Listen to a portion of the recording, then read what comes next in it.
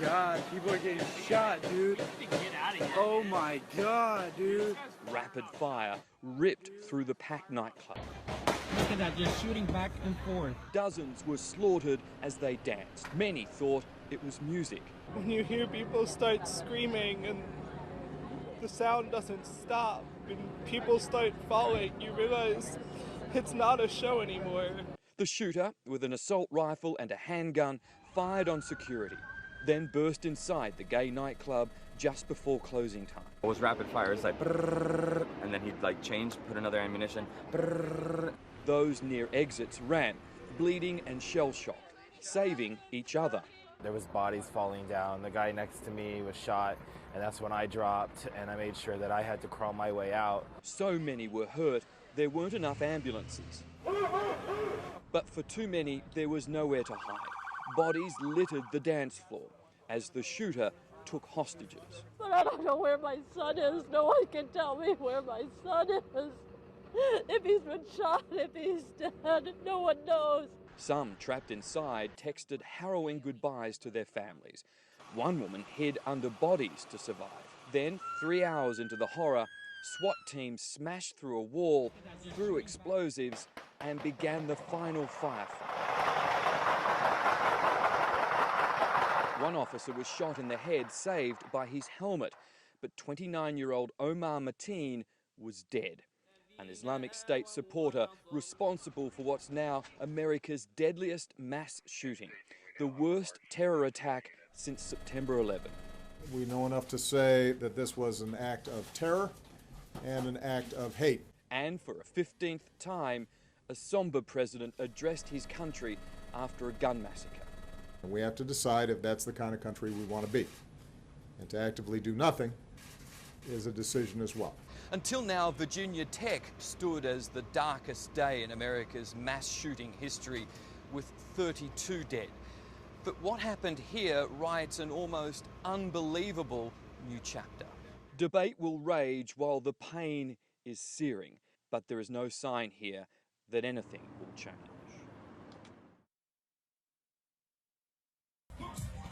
Inside Orlando's Pulse nightclub, it's Latin night. Suddenly, the disco beat replaced by gunshots. 25-year-old Amanda Alvier took this Snapchat video. She is among the dead. Oh my God, people are getting shot. After the initial assault, Mateen retreated to a rear bathroom, taking hostages. The guy was making it seem like he was a victim also. And making 3 calls to 911. It does appear that at the last minute, he announced allegiance to ISIL. Eddie Justice texted his mother from inside a bathroom. He's coming, he wrote, I'm going to die.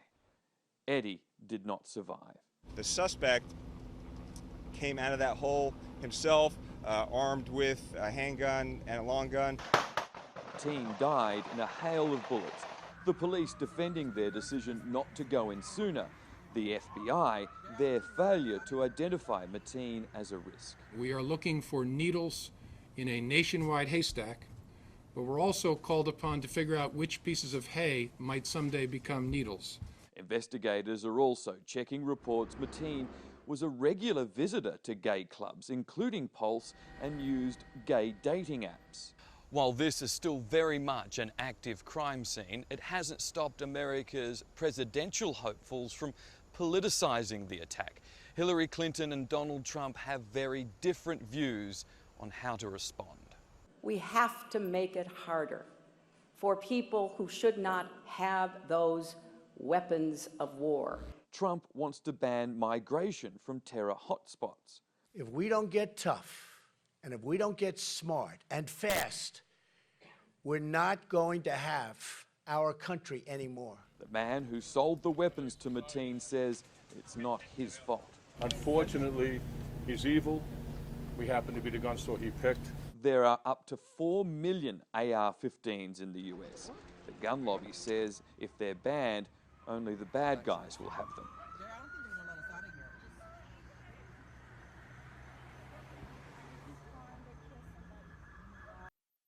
Angel Colin was shot 5 times, but counts himself lucky. He's shooting everyone that's already dead on the floor, making sure they're dead. Telling of Omar Mateen's insane rampage. I look over and he shoots the girl next to me. And I'm just there laying down, I'm thinking, I'm next, I'm dead. Patience Carter heard Mateen call 911. He pledged his allegiance to ISIS. So the motive is very clear to us who are laying in our own blood and other people's blood. Survivors who heard Mateen have no doubt. They say it was gay hate and terrorism. He was killing 2 birds with 1 stone. Federal prosecutors are now deciding whether to charge Omar Mateen's second wife with being an accessory to murder after it was revealed she not only knew about his deadly desires, she helped plan the attack. Noor Salman is not yet under arrest but is being questioned by the FBI. Ms. Salman, did you know your husband is a terrorist? She drove Mateen to check out Pulse nightclub, went with him to buy ammunition, knew he might attack, but didn't tell. Now she faces felony charges on 49 murders. Despite their marriage, police are wondering whether Mateen was gay and driven by internal conflict. To prove what? To prove his manhood to his family, to prove his manhood to his culture. President Obama is under pressure to declare this an act of Islamic terrorism, but he says there's no point. Groups like ISIL and Al-Qaeda want to make this war a war between Islam and America. And he called for restrictions on assault weapons, further enraging right-wing critics. In Orlando, Mike Amor, 7 News. For us. Mike, first to you, what's been uncovered in this investigation so far? Well, Nat, today police revealed how this attack ended. They say that Omar Mateen, the gunman, had barricaded himself in a restroom with a number of hostages. Police decided to move in, fearing he was about to kill them. They knocked a hole in the wall of the nightclub using an armoured vehicle. That allowed the hostages to escape, but also out of that hole emerged Mateen firing at police. He was killed. We also heard from the president today, who tried to reassure Americans that Mateen was not part of another group, was not part of a wider plot, and was not acting on the orders of someone from outside of America like Islamic State. The FBI director said that they had investigated him beginning in May 2013. They followed him, they tapped his phones, they introduced him to confidential informants, but they could not prove anything against him, so they were unable to stop what happened here. In fact, the FBI director said he could not see how they could have acted any differently now. Now to you, Alex, what's the condition of the injured victims? It's disorganised and cluttered suburbs spread out along the border with America, but Tijuana is a world apart from the riches of the US. Here, murder, corruption and drugs are a daily threat. This is one of the main routes for drug trafficking. This is the man many Mexicans hope will change that. Confined to a wheelchair, Julian Lezeola might seem an unlikely saviour, but he was once the city's hardline police chief, credited with cleaning up Tijuana. I have to recover the security in the city. Lezeola survived 7 assassination attempts, but it was the 8th a year ago, captured on a video, that left him a paraplegic. The gunman walked up to the window of his car and opened fire. And shot me in 3 times. Oh, and that's all. Did you think you were going to die? Yes.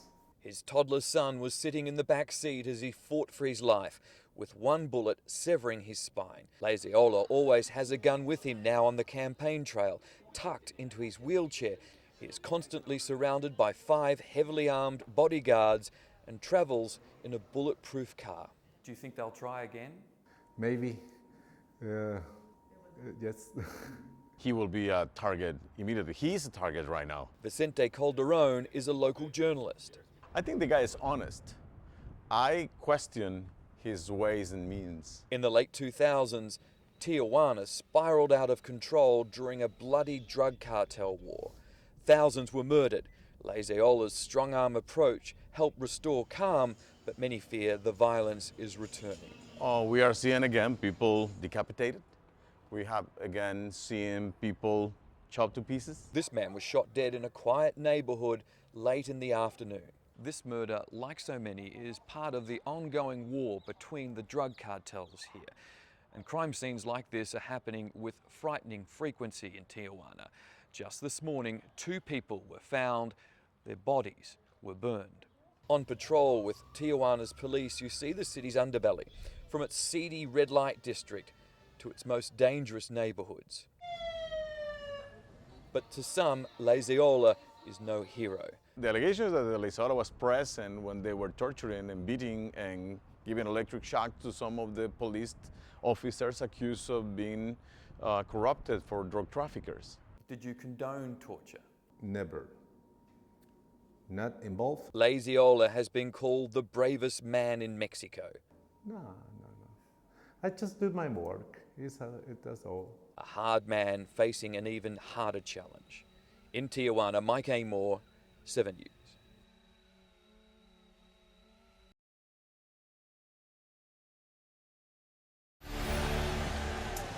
Hello and welcome to America Decide, 7's coverage of the 2016 presidential election. I'm Michael Usher.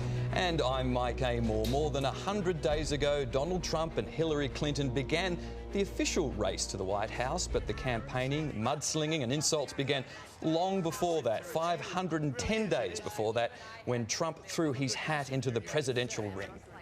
And as Mike Amor knows very, very well, covering this for too long, it has been one of the most extraordinary campaigns of all time, rocked by controversy and scandal. The Mexican wall, the emails, the lewd comments, the emails again. But today, the wild ride is finally coming to an end. And Americans are choosing their next leader, and their decision will be felt right around the world. And we're going to bring you the result in every twist and turn along the way. There could be many more in the next few hours. Now, things are a bit different in America, to say the least. Essentially, each state holds its own election, with the polls closing at different times. For example, Ohio closes in just under 90 minutes. Ohio's super important, and we're counting down to that. Now, it's one of 11 states where the result is certainly up in the air. The blue states are expected, you can see there, they're expected to go to Hillary Clinton, the red to Donald Trump. So they need to win those so-called battleground states. Now, in most elections, Ohio goes with the eventual winner. And we have team coverage of the election as it unfolds. You've been seeing it through Sunrise this morning to keep you up to date with the count. 7 News chief reporter Chris Reason is in New York at the Hilton Hotel, where Donald Trump is spending election night. US correspondent Angela Cox is at the Convention Center, also in New York at Hillary Clinton's function. And political editor Mark Riley is in Washington, D.C., where we'll be back live to them soon. And polling stations across America are packed with the first results of the presidential election just hours away. It's a name that has become synonymous with American politics. But Clinton, Missouri, is the town 10,000 people call home. What kind of place is Clinton to live? Clinton is really a nice place to live. It's good, friendly people. Surrounded by farms, Clinton is 1,600 kilometres from the White House, but it might as well be a world away. It's got a quality of life for youngsters that's as close to the 1950s as you can be. Dan Miles' family has operated newspapers in the area since the Civil War. Is this election helping sell papers here? Actually, yes. He is now publisher of the Clinton Daily Democrat newspaper. I've been covering elections since, well, I started with my grandfather and father in the 50s, and I have not seen the interest in an election as I've seen in this one. This may be a contest between a billionaire and a former First Lady who live in far-flung New York, but it's small communities like this in Middle America who will decide this election. And the people of Clinton have fallen in love with Trump. My family, lifelong Democrats, but we are, all of us, going to vote for Donald Trump. Harold Rittenhouse runs the local appliance store.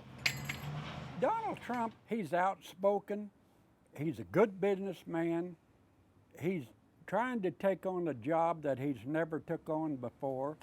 trying to be president of the United States. But around the corner at the newsroom bar and grill, a different view. We do not need someone like Trump. Okay, you don't like him? No. Why not? I'm afraid of him. I think he's vicious, he's mean. What do you think of Donald Trump? What do I think? You haven't got time. He's terrible. He's a disgrace. People are watching this and they're concerned, and I don't think it's over quite yet. In Clinton's city square, there's a statue honouring ancestors who fought for the Confederate Army, a reminder of how divided this country has been. In Clinton, Missouri, Mike Amor, 7 News.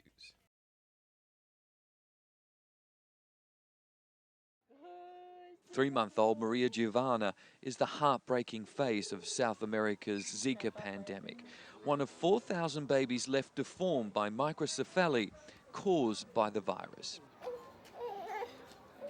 How tough was it to find out that Maria Giovanna would be born with her difficulties? Então, no momento foi de susto, né? Porque eu nunca tinha ouvido falar sobre a microcefalia. Maria's mother, Glacy Kelly, has 3 other healthy children. But the 27-year-old was bitten by a mosquito when she was 7 months pregnant. Maria was born with an abnormally small head and brain damage. You obviously love her, and she's a beautiful little girl. Obrigada. O amor, eu acho que aumentou ainda mais depois que a gente viu ela chegar e a gente viu que ela chegou bem, graças a Deus. Zika could infect 4 million Brazilians this year and is a threat to Australian athletes and tourists at the Rio Olympics. This is an example of the problem. Drainage systems like this, a mixture of rubbish, sewage and runoff that pass through the favelas, Brazil's poorer suburbs, a perfect breeding ground for mosquitoes, hazardous to stand here, let alone live around them. Glacy remains hopeful for Maria's future. Então, o futuro eu creio que minha filha vai andar, vai falar. Então, as limitações que os médicos dizem que ela vai ter, eu creio que ela não terá. But doctors say that's unlikely. In Brazil, Mike Amor, 7 News. Aside from the Rio Olympics, it's the most important week of the year for Brazilians, Carnaval. Brief respite from the pall hanging over this country caused by the deadly Zika pandemic. We went on patrol with Brazilian soldiers as they went door to door in a poor suburb of Recife, the epicenter of the virus. The fact that Brazil is using its army to fight Zika shows the gravity of the problem. But so far, the mosquitoes are beating the soldiers. Zika has paid a horrifying visit to almost every home here. Ileana, you've had Zika. How bad was it? Se eu ter de novo, meu filho, eu quero que Deus me leve. If I got Zika again, I'd prefer to die. I had a lot of pain, she told me. The soldiers and health workers are treating stagnant water. Almost impossible to see, but we're told that the larva of the mosquito that carries Zika is inside this abandoned freezer, an example of the dangers that exist everywhere in a community like this. They don't have water in the taps every day, so they have to storage water. The most vulnerable are the worst affected. Are you winning or losing against Zika? I think that we are trying to win. But not even soldiers can stop Zika's march across South America. In Brazil, Mike Amor, 7 News. 16-year-old Poliana didn't even know she was pregnant when she contracted the Zika virus. Yesterday, she gave birth to baby Davy, who has microcephaly. The diameter of his head is 3 centimeters smaller than a healthy baby. His brain badly damaged. How are you feeling now? I mean, he's a beautiful little boy. For me, it's like he's a normal baby, but I'm worried that he won't walk. Dr. Adriana Scavuzzi is a paediatrician at the Recife Hospital, ground zero for the Zika virus. Yeah, there are babies everywhere. Everywhere. Oh my gosh. When you started to see these cases in larger numbers? We used to have 10 cases, but during the whole year. And just in August, we had 10 cases. So we realized that something, yeah, we got a problem because it was completely unusual. These new mums can breathe a sigh of relief. Luckily, their babies are healthy. But for 4 out of 5 mothers whose babies end up having microcephaly, there was no warning sign. They can never remember having the Zika virus. It's left other expectant mothers like Isolangela in tears. Não é fácil porque eu venho acompanhando aqui. It's not easy because I see what's happening here and they suffer so much. The World Health Organization has declared this a global emergency. Here you can see these white areas, these plaques.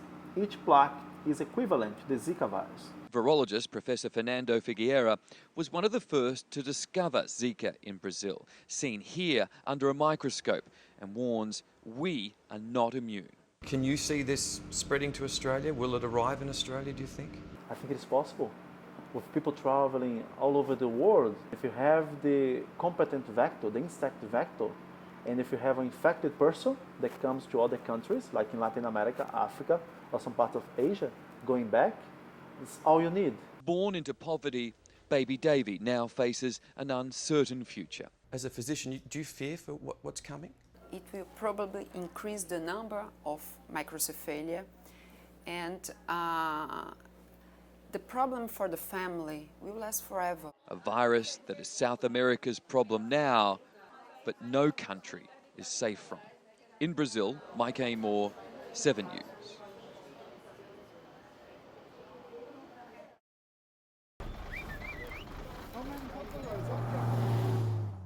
4 a.m. in Baja, Mexico.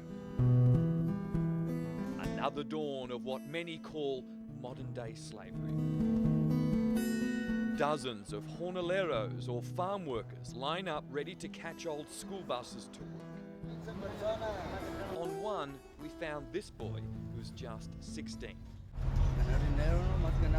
He claims he's been working in the fields since he was 10. Around him, workers tape up their fingers to protect them from the blades they use to pick fruit. Just after the sun cracks the horizon, the jornaleros fill the fields. These men and women get paid as little as 50 cents an hour to pick fruit and vegetables. They cover their faces to protect themselves from the sun and herbicides. The boxes are too heavy, this woman tells me. 12 hours a day, 6 days a week, working in these fields.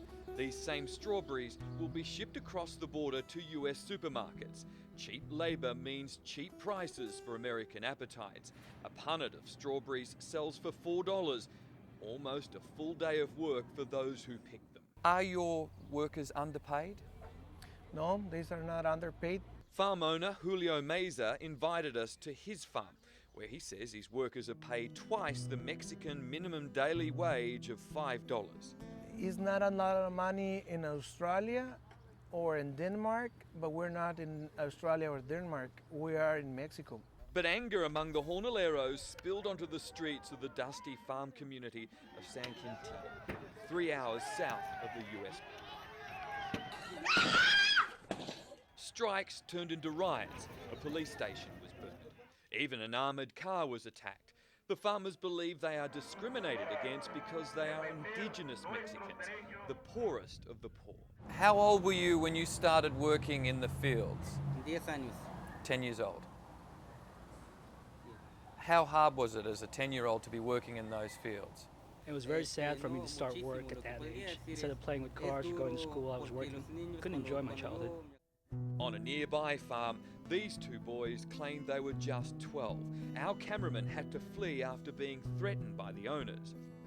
Schoolteacher Gloria Martinez claims she has seen farm workers as young as 6.